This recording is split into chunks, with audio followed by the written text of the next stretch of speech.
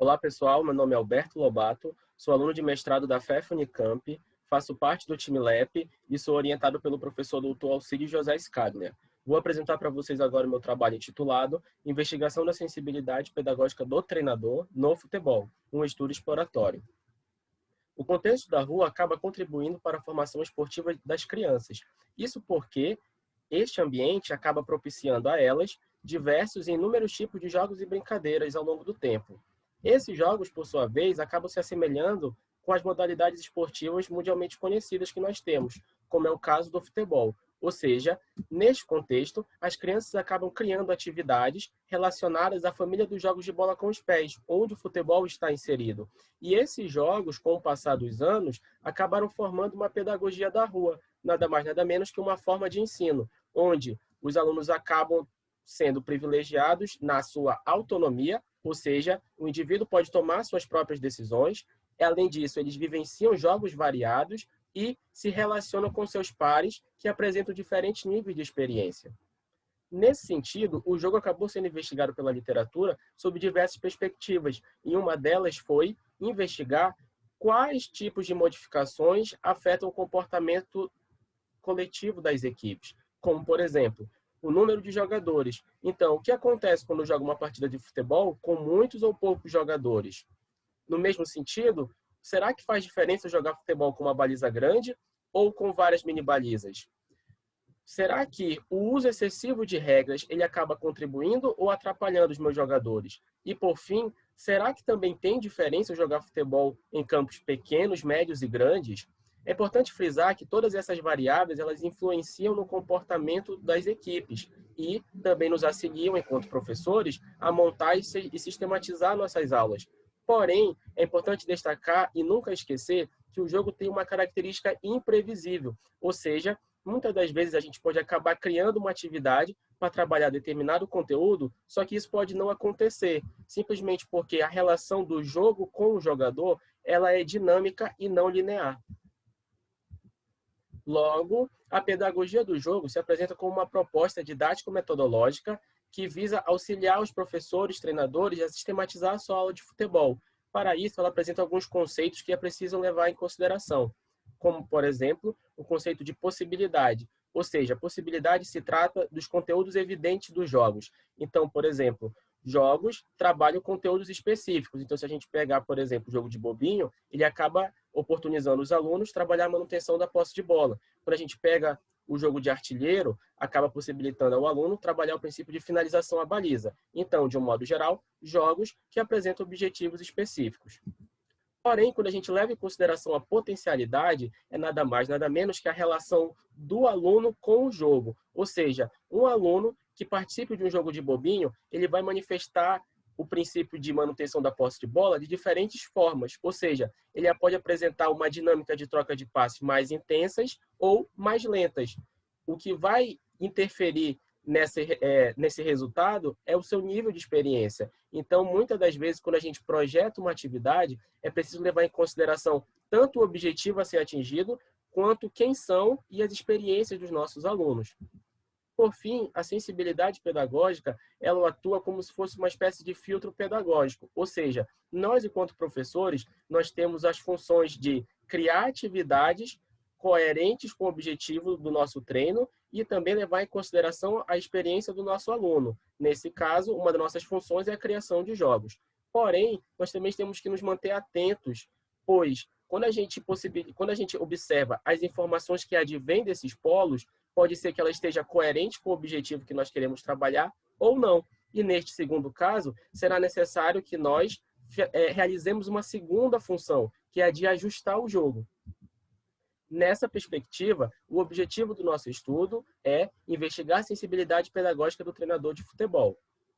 Nosso objetivo específico é caracterizar os indicadores simples e compostos da performance em ambos os jogos. Materiais e métodos. Participantes. Quem foi que participou do nosso estudo? 2 treinadores de futebol, denominados de treinador A e treinador B. Além deles, participaram também jogadores das categorias sub-13 e sub-17. Design metodológico. Como que aconteceu esse estudo? Cada treinador poderia criar 2 atividades, denominadas de jogo 1 e jogo 2. A temática principal era de progressão ao alvo e a atividade tinha um período de duração de 10 minutos e também um período de intervalo no mesmo valor de tempo.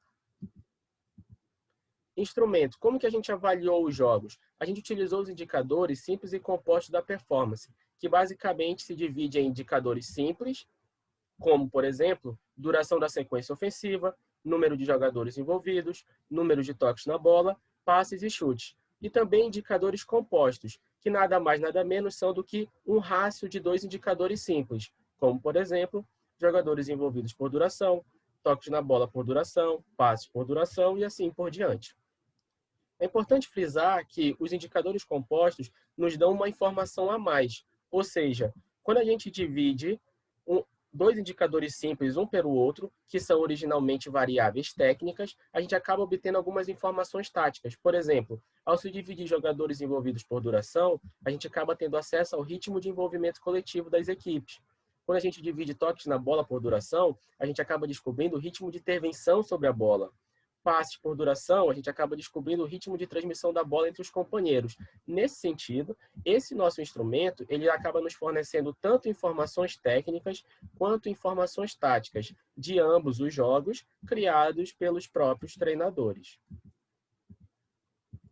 Análise estatística. Para avaliar a normalidade e homogeneidade dos dados, a gente utilizou o teste Kolmogorov-Smirnov. Para fazer a comparação entre os indicadores simples e compostos, a gente utilizou o teste de Mann-Whitney. O tamanho do efeito foi utilizado para a gente mensurar a magnitude das diferenças, ou seja, se essas diferenças foram triviais, foram moderadas, foram altas. O nível de significância adotado foi de P menor do que 0,05 e todas essas análises foram feitas no software GraphPad Prisma. Quando a gente vai para os resultados, a gente consegue ver a tabela do treinador A. A gente consegue ver que houve diferença tanto nos indicadores simples quanto nos indicadores compostos.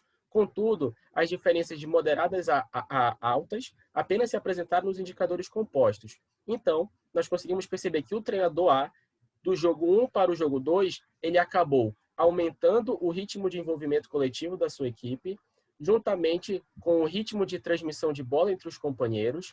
Ele diminuiu a intervenção individual dos jogadores, ou seja, os jogadores de maneira individual eles participavam menos. E, por fim, o estilo de jogo adotado pelas equipes foi caracterizado como um jogo mais posicional. Então, de uma maneira geral, todas as modificações feitas pelo treinador A, do jogo 1 para o jogo 2, acabou trabalhando o princípio de manutenção da posse de bola, diferente do tema proposto. Quando a gente analisa agora as finalizações das sequências, ou seja, a gente tem 3 tipos de resultados possíveis. Se a sequência ofensiva foi classificada como sem sucesso, se ela foi classificada como sucesso parcial ou sucesso. As diferenças é que, quando o jogador perdia a bola, era taxado como sem sucesso. Quando o jogador ele conseguia finalizar a baliza, sucesso parcial. E quando ele conseguia fazer o gol, era classificado como sucesso. A gente consegue ver aqui, de maneira resumida, que tanto no jogo 1 quanto no jogo 2, os jogadores apresentaram um percentual de erro muito elevado.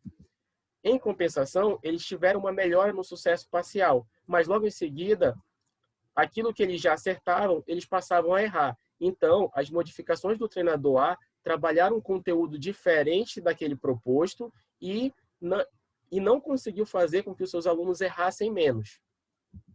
Agora, quando nós olhamos para o treinador B, a gente consegue perceber que houve diferenças moderadas apenas em uma variável dos indicadores compostos, que é a variável de jogadores envolvidos por duração. E como que a gente interpreta isso? Simples. Esse indicador nos mostra que o ritmo de envolvimento das equipes acabou diminuindo, ou seja, a modificação do treinador B fez com que a sua equipe jogasse menos coletivamente, aparentemente coerente com o tema proposto.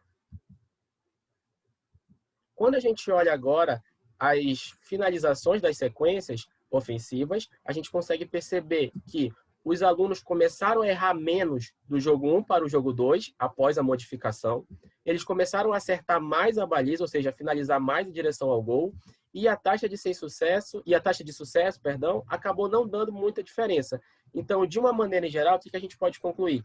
Que o treinador B, diferente do treinador A, ele modificou pouco o seu jogo, ele continuou trabalhando o conteúdo proposto e ainda fez com que os seus alunos mais acertassem do que errassem.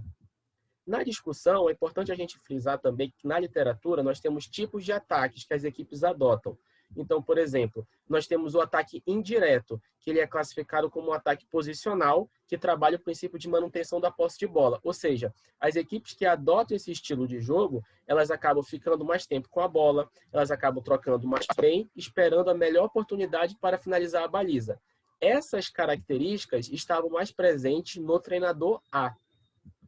Só que a literatura também aponta para um outro tipo de ataque, que seria o ataque direto, que ele pode acontecer de duas formas, ou por meio do contra-ataque ou do ataque rápido. Basicamente, os dois tipos de ataque são muito semelhantes, onde a equipe espera a equipe adversária atacar e, ao roubar a bola, ela acaba progredindo o mais rápido possível pelo campo, buscando uma finalização rápida.